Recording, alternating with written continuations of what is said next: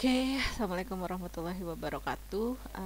Ini sekarang saya akan menjelaskan tentang nanda niknok. Saya rasa kalian sudah juga belajar di metodologi keperawatan ya. Jadi saya hanya sedikit mengulang terkait nanda niknok kalian atau review ya. Jadi mungkin tidak terlalu detail. Oke.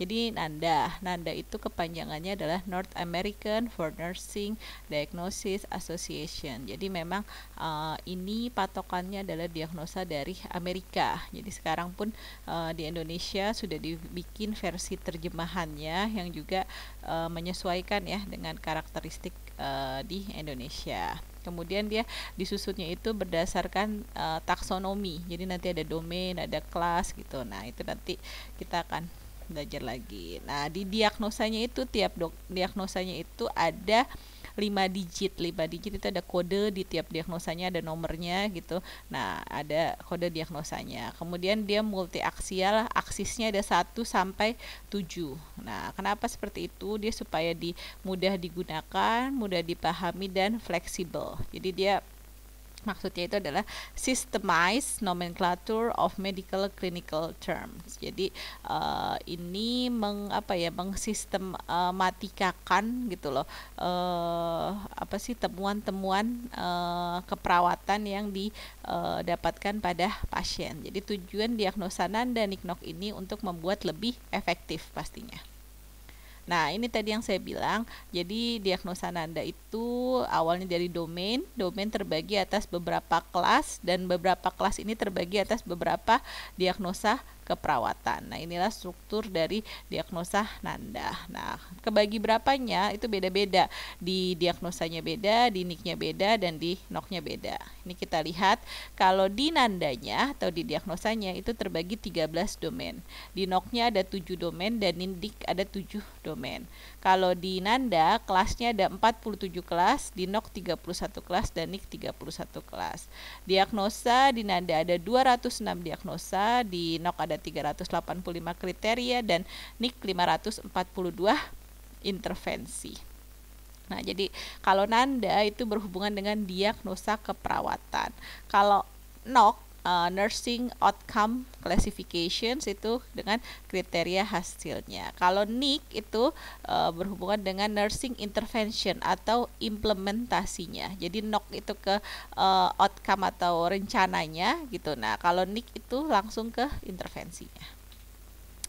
Nah, tradisionalnya ini tujuan jangka panjang dan jangka pendek, tujuan dan kriteria hasil, dan perencanaan. Nah, bagaimana kita membuat diagnosa nanda? Ada 5 tahapan yang harus kita lakukan. Pertama, kita temukan apa diagnosanya, apa diagnosa, identifikasi keluhannya gitu. Keluhan pasien itu apa nyeri, atau mungkin ada kelemahan, atau mungkin ada kurang cairan. Nah, itu kita identifikasi keluhan.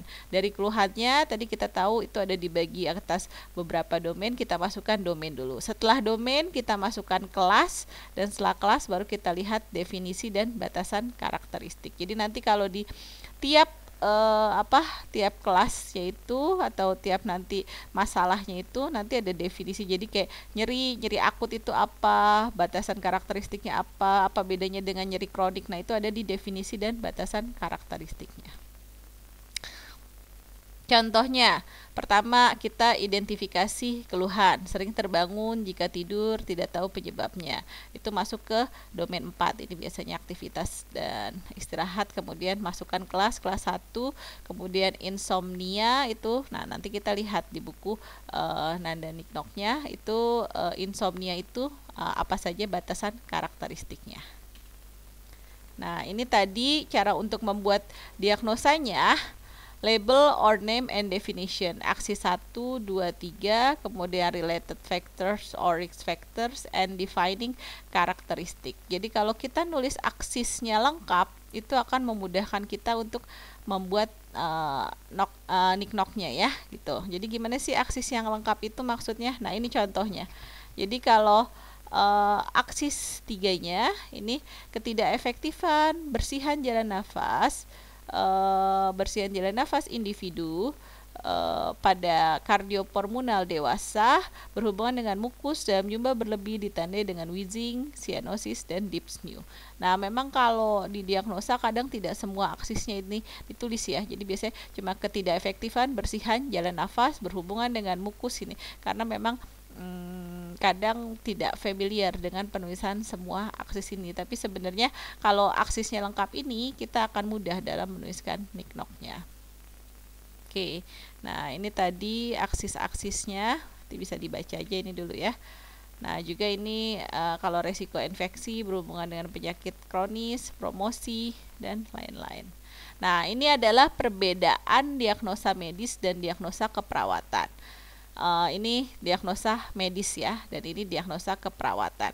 Pada diagnosa medis itu biasanya dia langsung pada keadaan penyakitnya gitu, kayak di sini hipotensi, hipovolemia, nyeri, asis metabolik, terus drainage pada luka gitu. Nah ini diagnosa keperawatan. Jadi kita lihat memang berbeda. Mungkin yang ada yang sama sih ya, ada yang sama misalnya kayak pain, nyeri sama nyeri gitu loh. Kalau di ini kalau terkait oliguri dan poliuri ini gangguan eliminasi di kita. Hipertermi ini di gangguan temperatur gitu. Jadi ada yang sama tapi ada juga yang berbeda.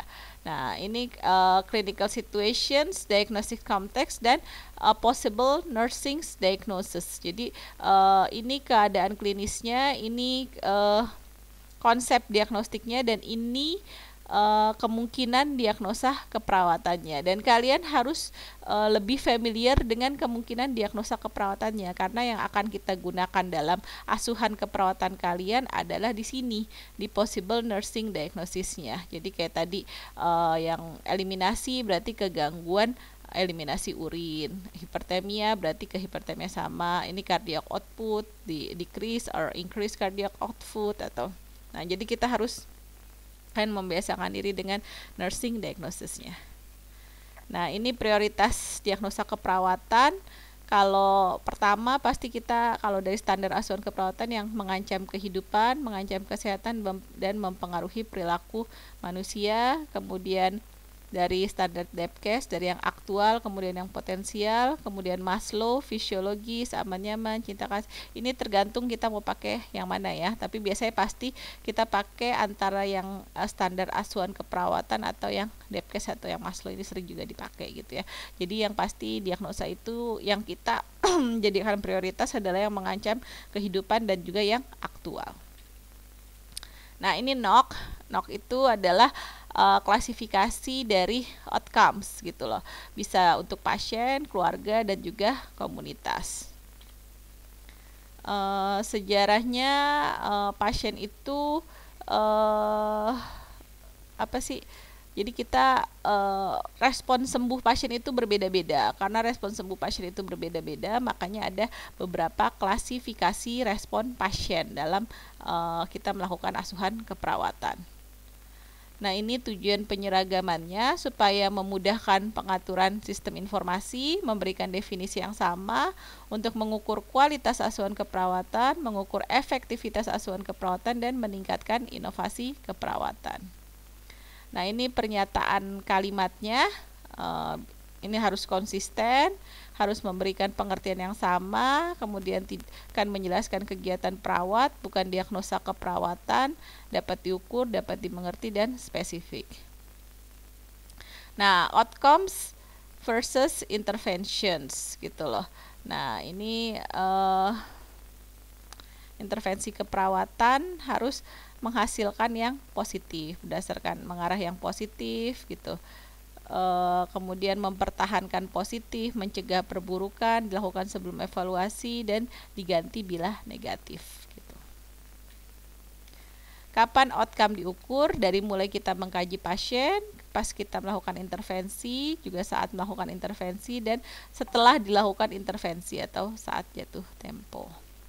Nah, ini komponennya ada label, ada indicator, ada 5-point scale. Jadi kalau kita lihat di sini, jadi kayak misalnya status imunitas gitu. Kita buat skala dari 1 sampai 5. 1 yang sangat severely compromised yang sangat diterima, dan yang kelima sangat tidak diterima. Nah, ini kalau WBC kan whole blood count gitu, whole neutrophil leukocyte gitu. Jadi kita lihat dari sel darah putihnya gitu loh, indikatornya yang bisa dari yang sangat bagus itu sampai yang sangat tidak bagus. Nah, itu ini contoh-contohnya gitu. Jadi semuanya dibikin skala 1 sampai 5 gitu loh. Ketika satunya itu misalnya 5 untuk tidak ada dan 1 yang sangat parah. Jadi semua keadaan pasien, mau itu nyeri, mau itu misalnya gangguan cairan, temperatur, itu kita buat semuanya skala 1 sampai 5.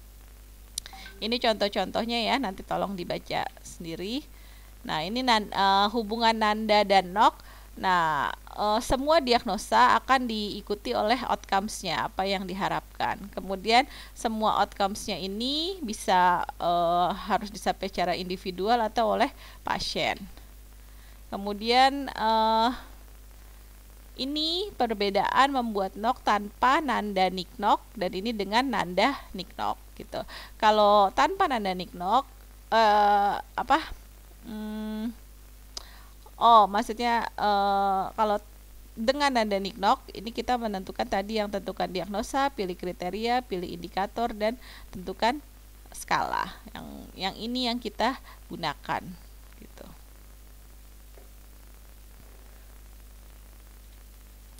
Nah, ini NIC adalah intervensinya, intervensi apa yang dilakukan oleh keperawatnya.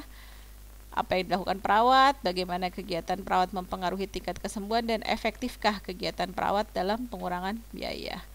Nah, ini kenapa kita melakukan NIC, untuk pertama menstandarkan intervensi, memberikan definisi yang sama, mempermudah sistem informasi keperawatan, memudahkan pengajaran, mengukur biaya, memudahkan perencanaan, dan meminimalkan kesalahpahaman antar perawat. Nah, ini komponennya dari pengkajian, tindakan mandiri, penkes, dan juga kolaborasi. Sama juga di NIC itu ada label, ada definition, dan activitiesnya. Ini contoh-contoh dari diagnosa untuk resiko infeksi. NOK yang dipilih adalah ini semua pakai kode-kode ya. Di nanda niknok itu ada kode-kodenya, dan dari kodenya itu kita akan memudahkan dalam mencarinya. Ini contohnya, nanti bisa kalian pelajari. Oke, nah kalau nanda dan NIC, nah semua diagnosanya itu juga diikuti dengan intervensi-intervensi apa yang yang dianjurkan untuk dilakukan pada klien gitu ya, yang akan dilakukan pada klien. Oke, saya rasa itu untuk nanda niknoknya. Nanti kalian bisa lanjutkan dengan latihan contoh kasus dengan Pak Heri. Oke, selamat belajar.